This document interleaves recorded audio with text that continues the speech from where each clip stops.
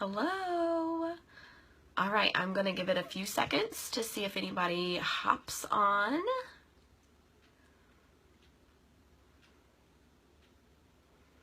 I so wish we could play music on Facebook without them putting us in jail.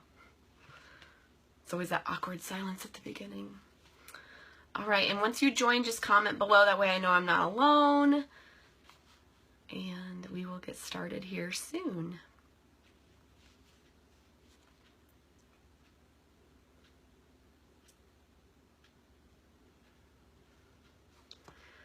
All right, it looks like we've got a few people, so we're going to go ahead and get started. So tonight, well, I should start with, hello, my name is Lacey Reed, and I am a star beauty guide with LimeLight by Alcone. Tonight we're going to be talking about income producing activities. These are the things that you can do to generate income or promote growth within your business. So if you're looking to succeed, by selling more or recruiting more, or, growing your teams and your business more, hi guys, then these are the activities that, that you should be doing to do that. Obviously, our businesses are a living, breathing thing, and we constantly need to be feeding it. And so these income producing activities are going to help you succeed in your business if you do them. Okay, so the first one I want to talk about, and I know, being in network marketing, this tends to be kind of beat into the ground, but it's so important. In fact, it's like the number one thing that I do for my business that makes a difference, and that's personal development.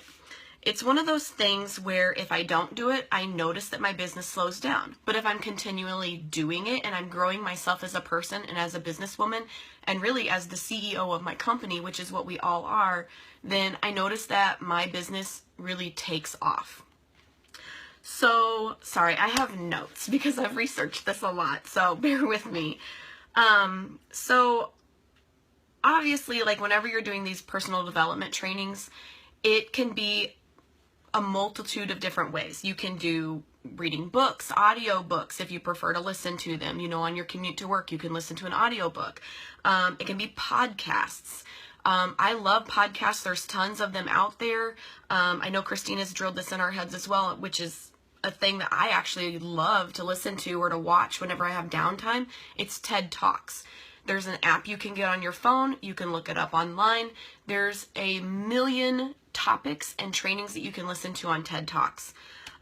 You can go to like Eric Worre or Simon Sinek's Facebook page, and you can read articles that they post there. It can be so many different things, and it's really whatever works for you. So for me, I love podcasts because if I'm working or if I'm working out, I can put earbuds in and I can listen to a podcast and I can get my personal development in that way. I also love to read books, so I will download and put books on my Nook, and I pretty much predominantly buy personal development books anymore so that I can help myself succeed in my business.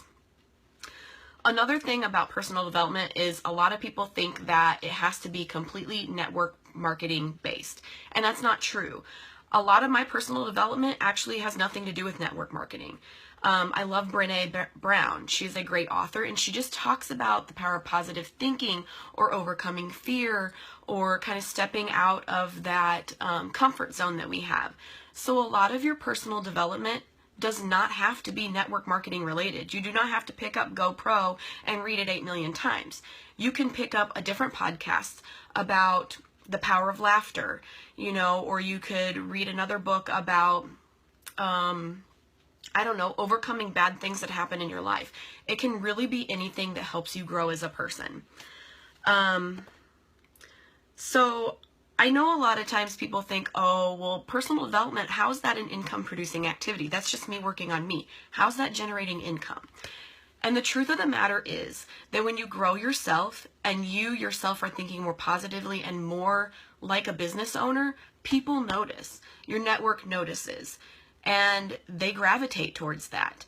If you're constantly doing personal development and you're putting yourself in a better mind space, trust me, people that watch you and follow you will notice that. People who don't watch you will notice that. Personal story, I've been doing personal development a lot since I've started LimeLight, And it's made me happier. It's filled me more with joy and passion, and people have noticed because they've commented on it. I even did a Facebook Live about it because people were like, I meant to tell you that. You just seem so much happier. What are you doing? Which generates a conversation. That's your income producing activity. It's when people notice a difference in you for the positive side and they ask you about it. And that gives you that opportunity to talk to them about what you're doing, you know, what's changing your life. And it doesn't have to be all about LimeLight.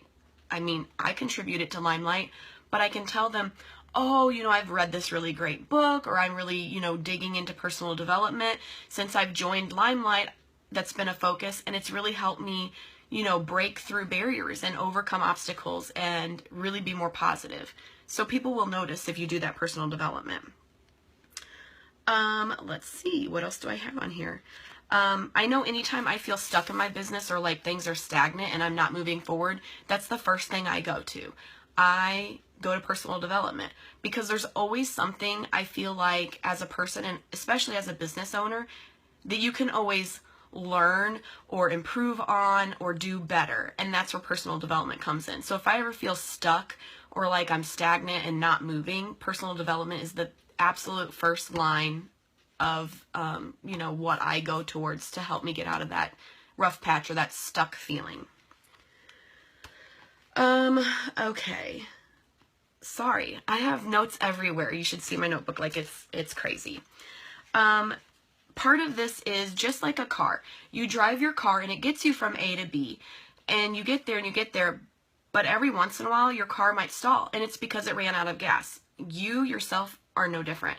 You have to fill your car up with gas, which is personal development. You know, like, I think of it as a bank account, and I think about this as relationships too. You have to deposit things into your self-development bank account so that you can take things out and give to somebody else.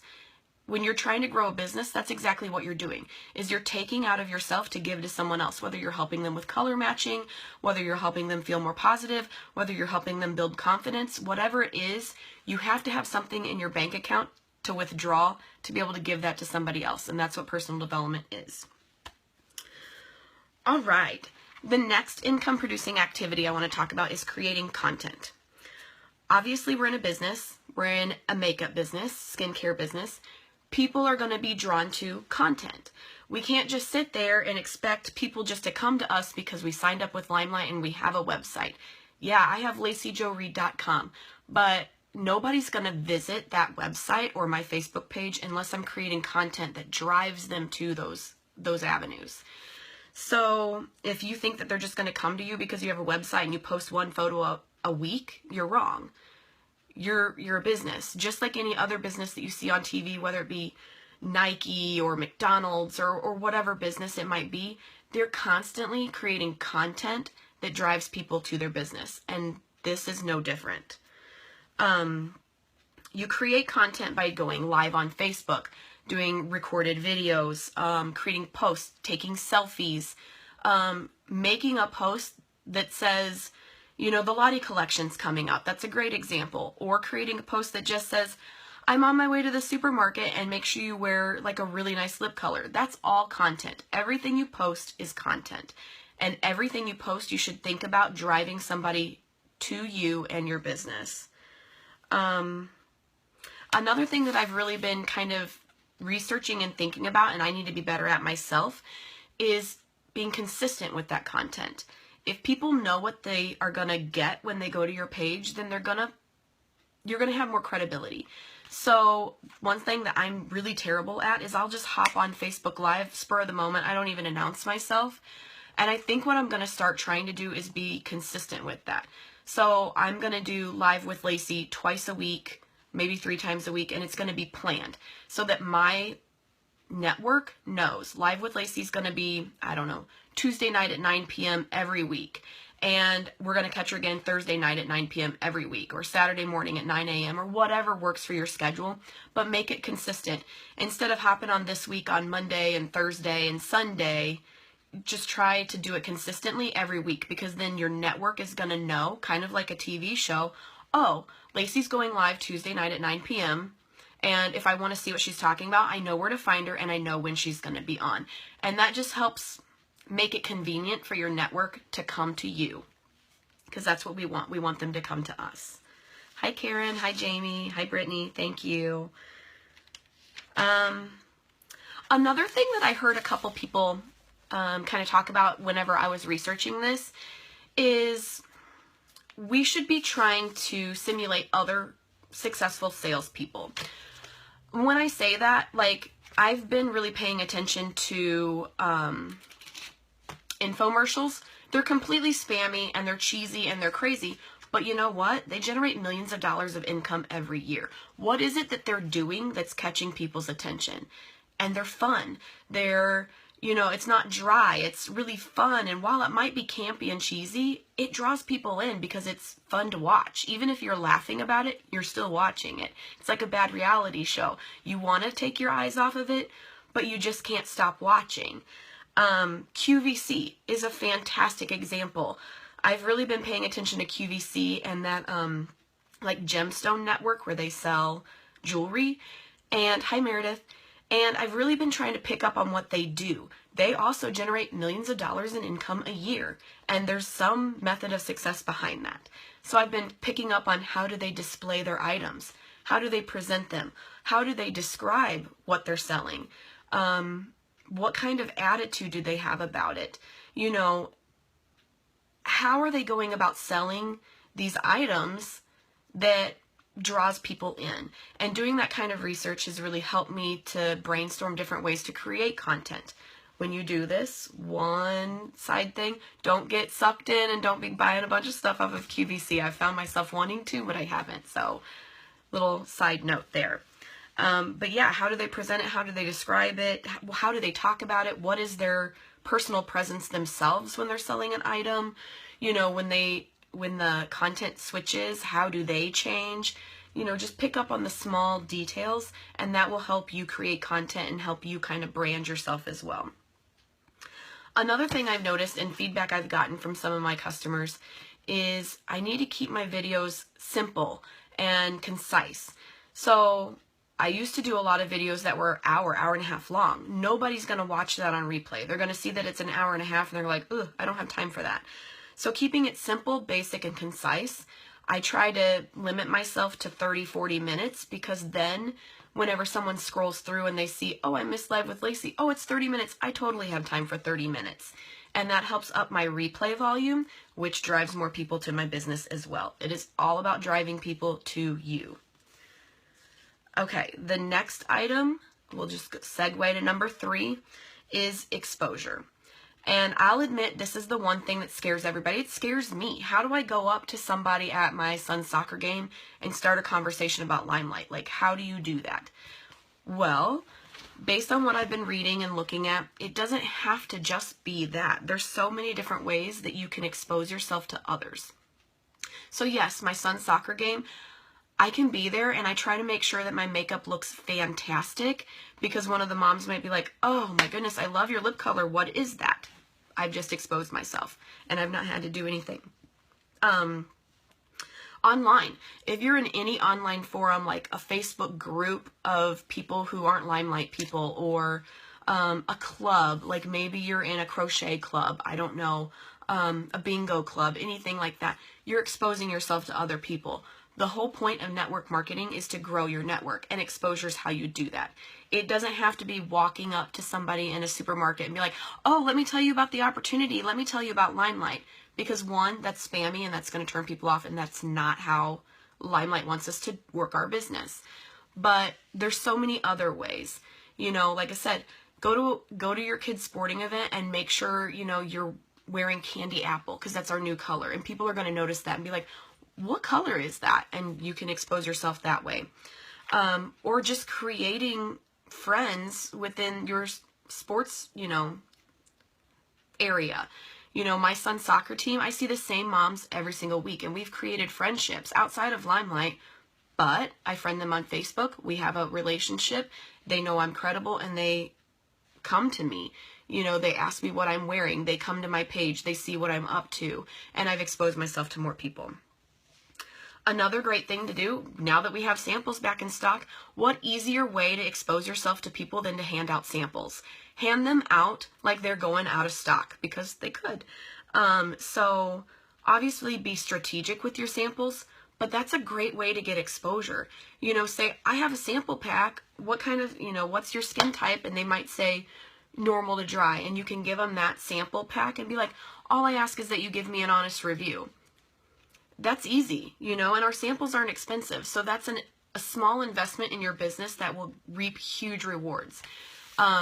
You know, I'm going to try and start a samples challenge with my team where every week the goal is to hand out 10 samples, you know, and that's a goal. Every week, let's hand out 10 samples. That's 10 new people or maybe even existing people in your network that maybe haven't asked you about your business, but you get a sample in their hand and they're going to ask questions or they're going to give you a review. They're going to have something to say if you give them a sample.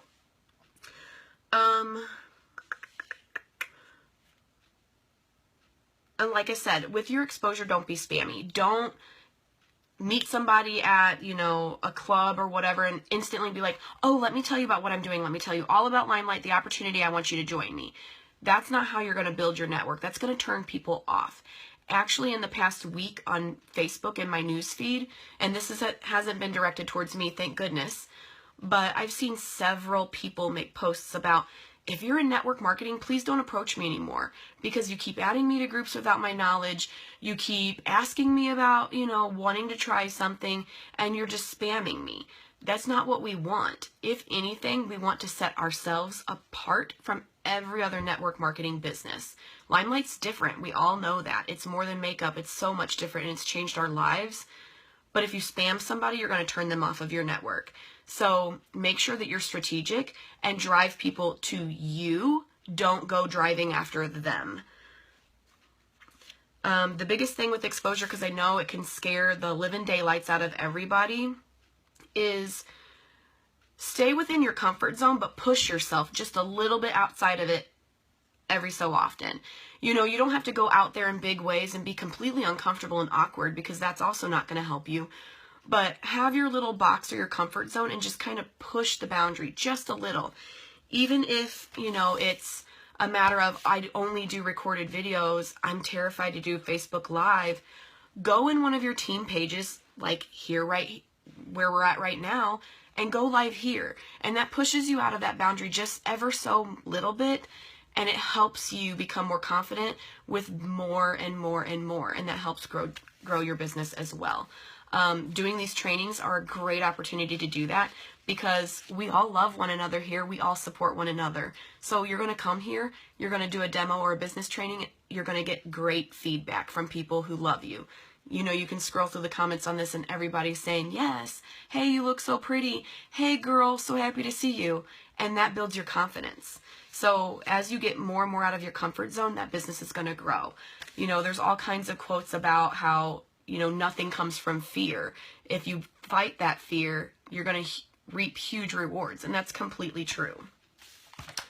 Okay, number 4. And we've kind of hit on this, but we're really going to deep dive into it. Build a very genuine social media presence. This comes down to branding yourself. So you need to brand yourself. Think about what you want to portray when someone sees you and goes to your page and stick to that. In order for people to take you seriously in your business, you need to take yourself seriously. You need to take yourself and think about yourself in a very professional manner. You need to see yourself as a professional. You need to think of yourself as a CEO. You are now a business owner. You joined LimeLight, congratulations. You are a business owner. There's nothing else to it. You're a business owner and you need to take it seriously like you are a business owner because that's what we are. You need to present yourself like you're the CEO of your company because like I said, you are.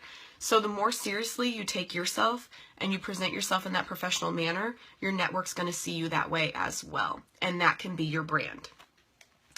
That goes into videos, into pictures you take. Everything you post should reflect that brand. So if you want to represent yourself professionally and like you are the CEO, then if you take a picture of a lipstick, you need to make sure that it looks professional. Don't take it on your counter that has a hair tie in the background, maybe, you know, some paint on the table from your kid. all of that's great. And I mean, trust me, my table has all of that on it right now. But when I take that picture and I'm focusing on that lipstick, I am moving everything else out of the way. I'm going to stage that so that it looks professional. And when people see it, they're going to be like, oh yeah, that's Lacey's brand. That's what you should be focused on with every video, every picture, every piece of content you post. Be professional always. So one of the things that, you know, drama turns people off. We've talked about political posts. That will turn people off. 50% of your friends might like Trump, 50% might like Hillary. And if you stand with one or the other, you've turned 50% of your network off of you. So I know, I've been wanting to post things too. Even with sports teams, I'm a huge sports fanatic. And I've noticed I have to be very careful. I posted something the other day about being a Cubs fan and being so happy that, you know, they're doing so well. And I had a bunch of Cardinals fans come at me negatively about that. So I know it's your own social media platform and you want to, you know, post things out there that you want, but be strategic with it because you own this business and your Facebook is your business. So you have to think about the things you're posting beforehand. If someone really honks you off and you're really, really mad or bitter towards somebody, that doesn't need to go on Facebook. You know, that's something that you can maybe vent to a friend or an accountability partner or something else. But if you put it on Facebook, people are going to pick up on that. They're going to see that that contradicts your brand and it's going to turn them off. So that's not something we want. Also, offensive things, we have to be careful about posting that as well. I might find a picture that I think is hilarious to me, but it might be offensive to one of my friends, and I don't want to turn anybody off of my network. So I really try to focus on posting things that are just silly, something that no one's going to be, you know, turned off by. Posted something the other day. It was a bunch of Cody standing outside of a building, but they look like brontosauruses, whatever the plural brontosaurus is. It looked like those, and people loved it, and it didn't offend anybody. Dinosaurs don't offend people. Cute animals don't offend people. You know, so just be very cognizant of what you're posting because your Facebook page is your business now. And honestly, one bad or poor choice in posts can really hurt your brand in serious ways. If you're presenting yourself as a complete professional and somebody who doesn't offend anybody, and then you post that one thing that offends somebody, they're going to remember that one thing that offended them, not the 800 other positive things that they liked. So just be careful. Another thing is, obviously, we're all on Facebook. You're here with me now. Try and pick another platform that you can also represent yourself on. Like me, I've really been focusing on YouTube. So I post on Facebook and I post on YouTube. And those are kind of my two social media platforms that I really build my business on. I'm on Twitter and Instagram, but I use those for other purposes, not business purposes. My Instagram is pretty much family, what I'm doing, you know, pictures of my son, things of that matter. And I stick with YouTube and Facebook to be my business platforms. But if you're only on one platform, I strongly urge you to get out there and get on another one, whether it be Twitter, Instagram, Tumblr, I don't know, Snapchat. I mean, there's so many options. Whatever you're comfortable with is where you'll thrive.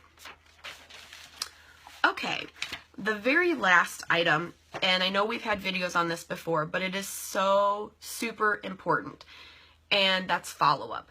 It's the one thing that almost every network marketing professional forgets to do. So if you do follow-up, it sets you apart from everybody else. What would you recommend Twitter for? Twitter, I mean, I'm not a big Twitter user. I basically follow other people. That's kind of what I do with Twitter. But you could, on Twitter, if that's what you choose to use, you can always make a tweet about LimeLight. You can post pictures on Twitter. You know, it's kind of like Facebook, but a little different. I know that's not a good explanation, but you can definitely rock Twitter for your business. You can post pictures on there.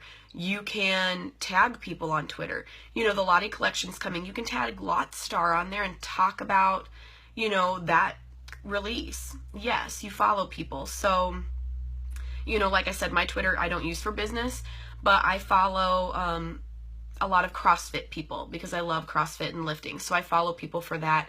I'll follow, you know, different TV shows that I like just to get information. I use Twitter more as just like quick and easy information.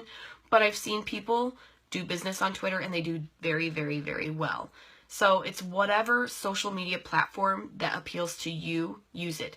If you're not comfortable with Twitter, I don't suggest going there and trying to build a business there, because it's going to take you more time to learn it than to actually build a business. So number 5 was follow-up.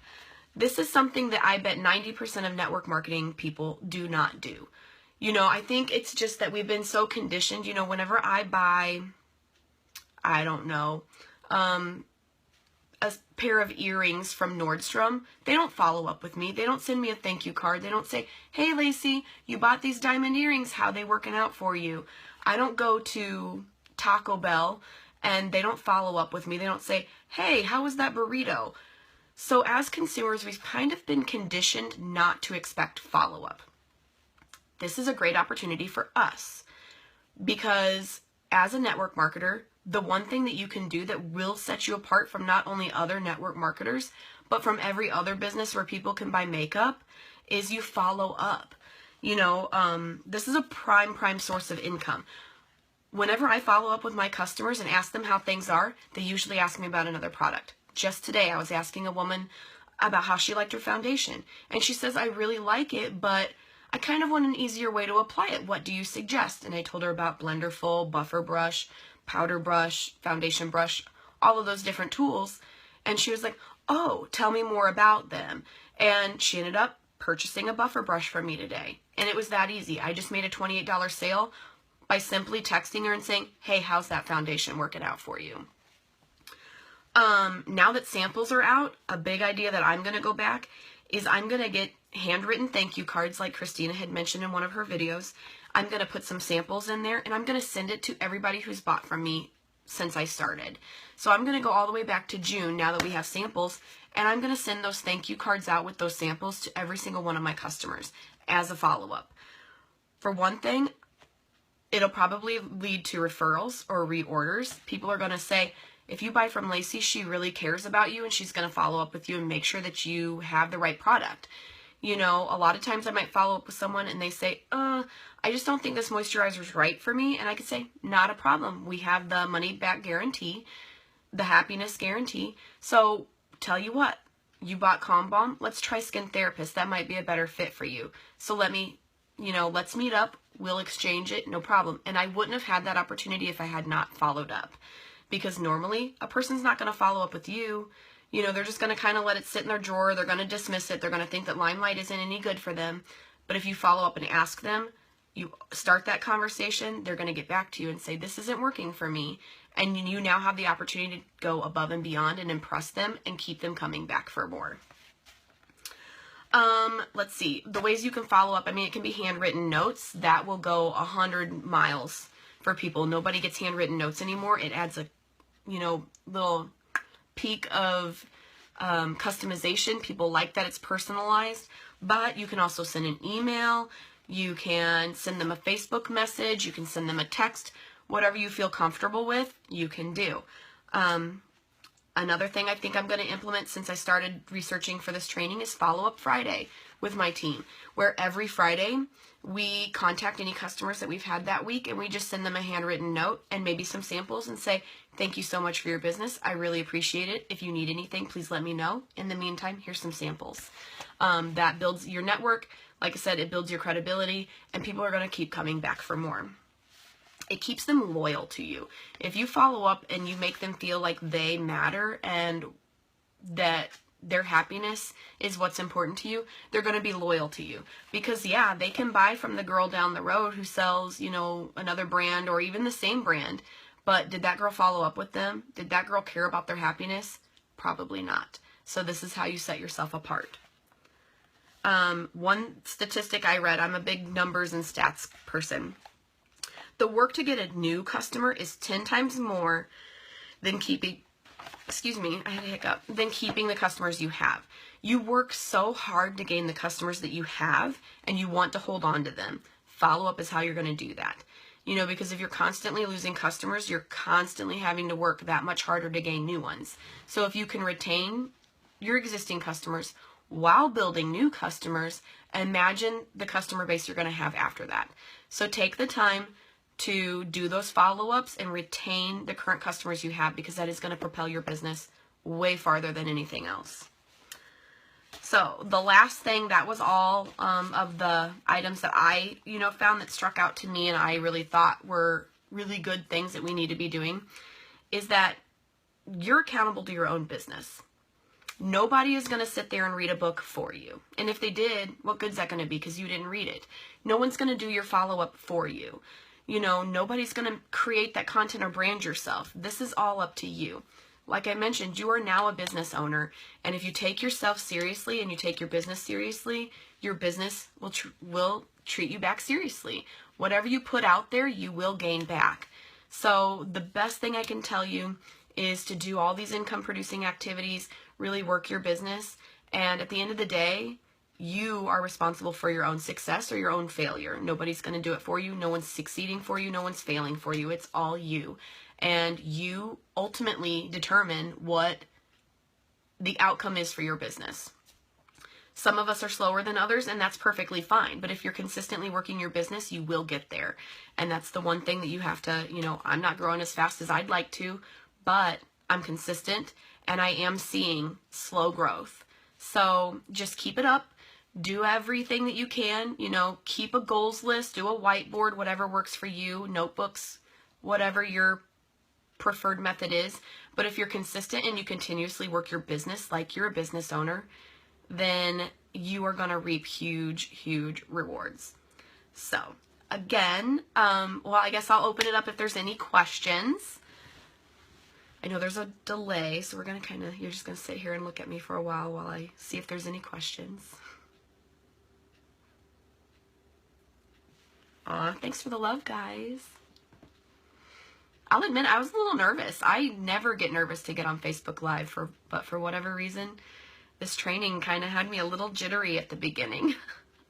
I shouldn't have been, because you all are great, but... All right, if there aren't any questions right now, perfectly fine. You can always comment, and I'll make sure I check the comments. What is the one thing you wish you could do over again?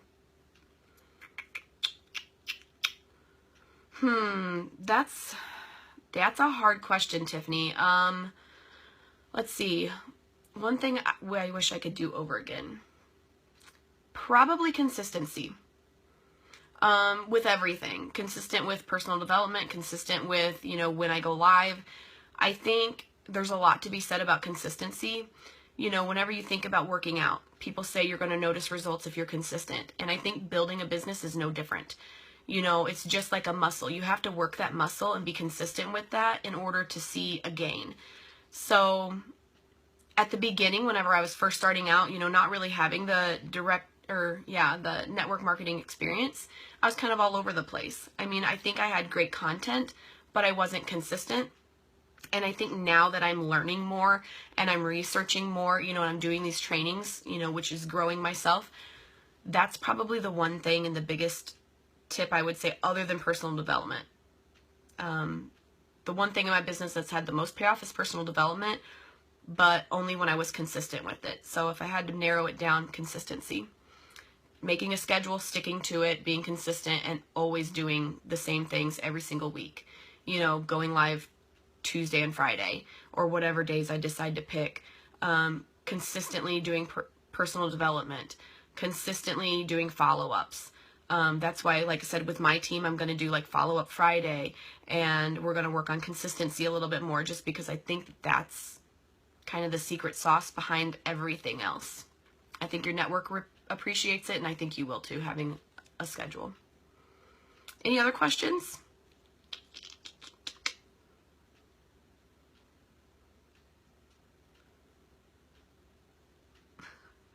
All right.